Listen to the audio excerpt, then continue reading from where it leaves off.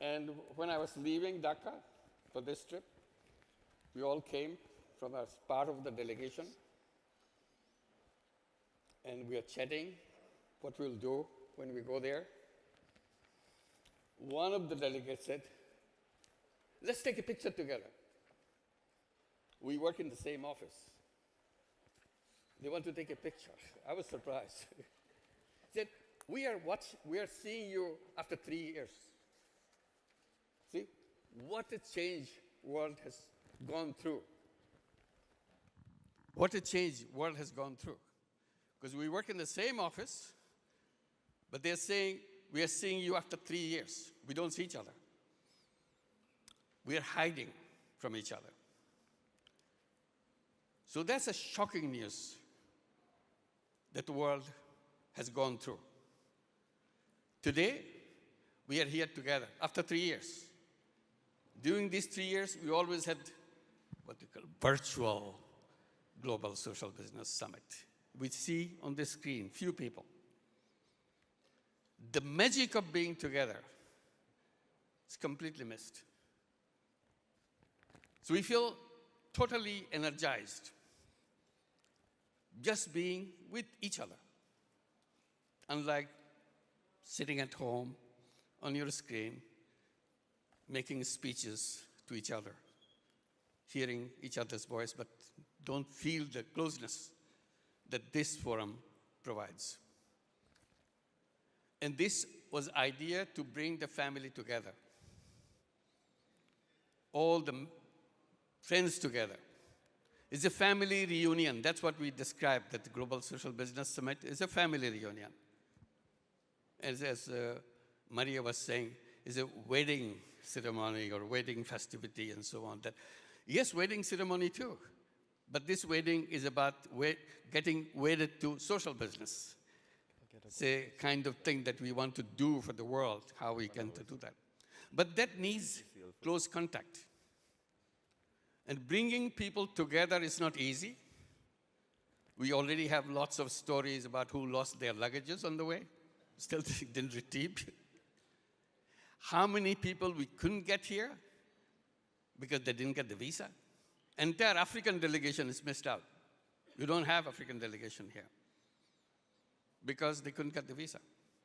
And we hear missing visas from everywhere, that they couldn't get to the visa part. And then missing flights and all that. And finally, those who survived got here. It's wonderful. Let's give a big applause to us that we're here and say hello to people who couldn't be here.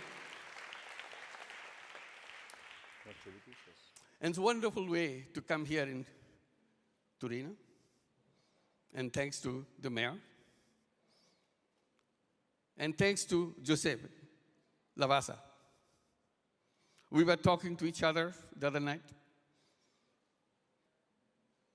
And suddenly we felt that some electricity, the same kind of excitement that I felt when I met the chairman of Danone for the first time. He's showing interest in understanding what social business is all about. Your business is making money. So where do you have a place for social business? He said, no, I understand what you said. And I want to do exactly that. Since I never worked with corporates before, in the size of Danone, so I was kind of staying a little back, that probably I'm confusing him or he's confusing me. But it turned out to be enormous interest. He flew into Dhaka to announce that Danone is going to set up a plant here in Bangladesh to create a social business, Grameen Danone food industry. And that's what it did. So that's a magic you feel when you talk to someone. And I felt the same magic when I talked to Josefa. I don't know how these things work. People tell me that you don't have anything to offer from the social business. You deny the incentive behind the business, which is money. I said, that's true. We don't have anything to offer in terms of money. But that doesn't mean that we don't offer anything. And I keep emphasizing that making money may be happiness. More money you make, more happy you get. But social business is different. Social business, you make more money, you get more happy in conventional business, money-making business.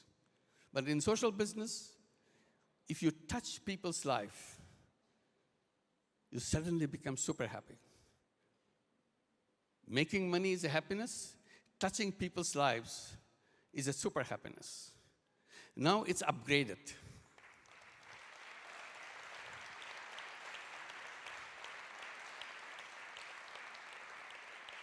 Simple invitation that I make, I said, look, you don't have to get wedded to social business right away. You can have a taste of it. Do a tiny little social business. See if you feel the vibe in it. So it's an invitation to test it out. Because I say, I felt that vibe. I feel super happy. And many of the people who had got into it tell the same story. I say it's a very intoxicating experience. Once you get into it, you can't stop it anymore. Because the happiness that it brings to you in seeing that you have the capacity to touch other people's life, change things the way you hope to get things changed. And that's the story that we'll be sharing during this short period that we'll have here in Turin. And many things will come because of the fact that we talk to each other, shared experience with each other. And we need that change urgently. We don't have time. The urgency is the piece that I want to share with everybody, and I do it every day, that we don't have much time left. Our ship is sinking. We are still having fun inside the ship, not recognizing that the ship is sinking. And that feeling, that understanding has to be made very clear. And COVID is a good experience. Many things made us very clear what this world is all about. We make kind of our own imagination that everything is fine because it refused to recognize the difficulties that we have created for ourselves. Everything is not fine. Global warming is not about doing little steps. We have crossed that time when little step could build that up, but we don't have time now. We need big initiative, big effort to save this sinking ship. But that time doesn't allow us to save the ship. Best way to use our time, the civilization that we are passing through is on a suicidal path. Before we get to the end of this journey of the suicide, we still have time, little time left to build a new civilization. And that's the new civilization that I try to describe by saying it will be a civilization distinguished by something very special. The present civilization is based on money. It's a money-centric, profit-centric world that we built. No matter how you describe it, how many repair work you have done, how many more repair work you want to do, the basic machine that we built is about money. So I said, present civilization has converted human being into robots. They see only one thing. They do a very good job at that, making money. So what I was trying to say that the new civilization that we want to build, excuse me, can I get a drink of water? Yeah.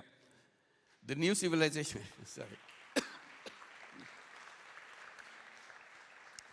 New civilization that we want to build, thank you. I'll keep it here.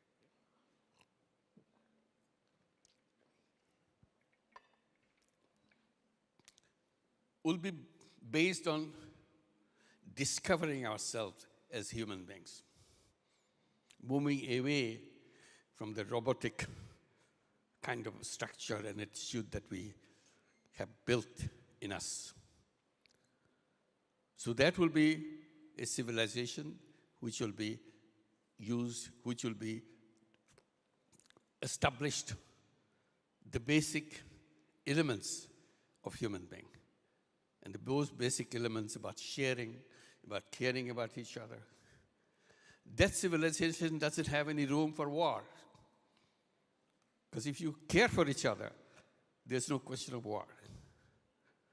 War comes as a kind of dismissal of all arguments or negotiation and discussions. Human being has grown enough over this whole history how to resolve our disputes, our disagreements. We have to establish a mechanism for satisfaction of both sides. Is it too much to ask for human being? Is human being not mature enough to do that yet? That's why we go back to the younger generation. That's what we'll be discussing during our family gathering. How to get to the young people. They understand issues very clearly in a transparent way. And when we see through the prism of money, we confuse ourselves. We fool ourselves. But since the young generation still didn't get through that prism yet, their eyes is still clear. Their minds are not contaminated by all those confusing things that we have been circulating around, doing some token thing and say we have solved it. Token thing is not a solution. It's escapism. You escape from that reality of it by doing a little thing here and say we did it. It's enormous capacity that human being has on this planet, never used to protect this planet. We merrily destroy this planet. Every day we do that. That's why we go to the young people with a simple message. I hope this message will also go to the grown-ups too. But we are focusing on the young people, creating 3-0 clubs. In order to build the 3-0 world, we have to take little steps, very tiny steps, bite-sized steps to create 3-0 club. Very simple idea. 5 young people, fixed. We love the number 5 because whole Grameen Bank is built on number 5.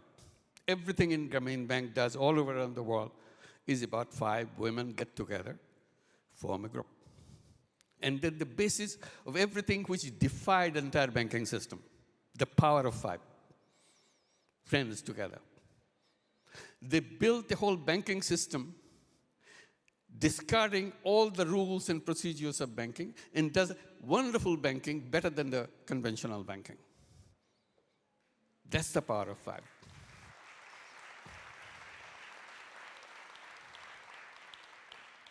And we explain it very simply. We said conventional bank go to the rich. We do the opposite. We go to the poor. Conventional banks go to men. We go to women. Conventional banks go to the city center. We go to the remote village. Conventional banks want you to come to the premises of their own premises. People should come to their premises to do business. We said we defied it. We said people should not go to the bank.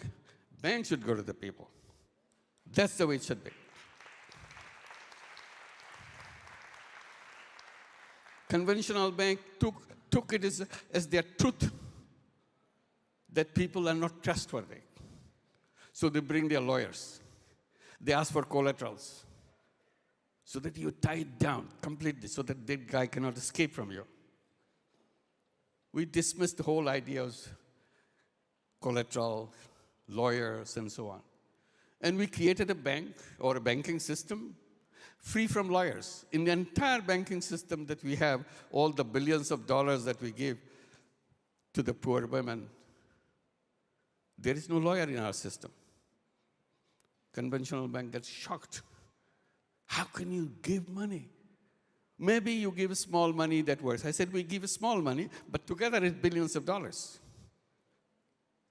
In Grameen Bank today, with the 10 million borrowers, they lend out over $3 billion a year. And that grows. Grameen America already crossed 3 billion. They're planning for 20 billion in the next 10 years.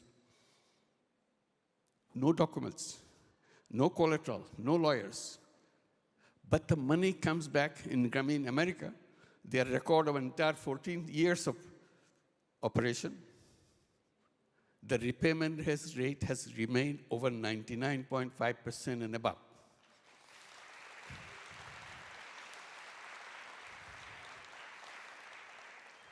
Any bank in the world will be super happy to get to that repayment rate with all their lawyers, with all their collaterals, or everything. Why? How does it work? Because we brought trust into the picture. The entire banking is done with trust. People say trust is not trustworthy. I said, that's what you think. You go back to the trust, you'll find out real human being. We work it out ourselves to this 5-member group. Nothing formal, not registered, no legal entity, just informal friendship between 5 friends. That makes all the trick.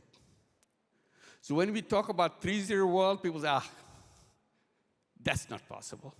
I said, that's what they told us when I started giving money to poor people. It will never work. Are you crazy? Poor people taking money will disappear, never show up again. Well, simply say, I never took any money from you. We get very excited. We make impossibles possible. That's our job. That's what the human being is all about. For human beings, the day human being was born on this planet, everything was impossible.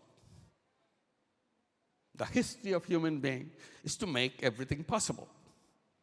So when we see something impossible, we get very excited. We have a chance now to make it possible. We worry that if everything becomes possible, what do? We have no work left. So that's the spirit, that we stand for impossibles and make it possible. And that's the commitment we go back with after Turin, after we have discussed our talk, we've shaken hands and hugs each other. We gather here. We'll hug everybody because we see each other after 3 years. How to get into a conference is face each other, sit down with each other, have lunch with each other, dinner with each other. So makes us super strong now. Is a 3-0 person. If a young person can make himself and herself into a 3-0 person, whole world will be a 3-0 world. That's the start. It's just always the smallest step. That the smallest step will take us to the million-mile journey. Because if you know how to take the first step, the rest is very simple. Just repeat. Repetition is what makes the journey possible. You don't learn first lesson and then learn second lesson. You don't learn the second step. It's just a repetition of the first step. And people miss that point. People always have a grand plan and don't know where to start. So our job is to make the first step, design, prototype design. And once we learn that, that's what the 3-0 clubs will be doing. How to make myself into a 3-0 person. How to make sure my contribution to global warming, I bring it to zero. If I know how to bring it to zero, global warming, wealth concentration, unemployment, all the 3 zeros that we're talking about, the job is done. The rest is about the repetition. What you have, in the process, we make it more efficient. We learn more to do it better, faster, quicker, because we don't have much time left. So we have to go in a massive way just to get the message out and see how the examples are created and doing that. So we are very happy Turin comes right at the most strategic location of time, because here we are, make a commitment for the entire world to make sure we don't go to that suicidal path. We don't follow the old roads. Old road is the old road of suicide. We want to build new roads to go to a new destination. That's our job, and that's what we'll do. That's our commitment. Thank you very much for having this wonderful, wonderful gathering for all of us together. Congratulations to all of you. Well, thank you, and you have a great day. Great time. Turin will be the most remarkable global summit we ever had, because this will be the turning point for all of us. We'll save this planet. We'll create a better world for everybody. They'll remember it all began in Turin. Thank you very much.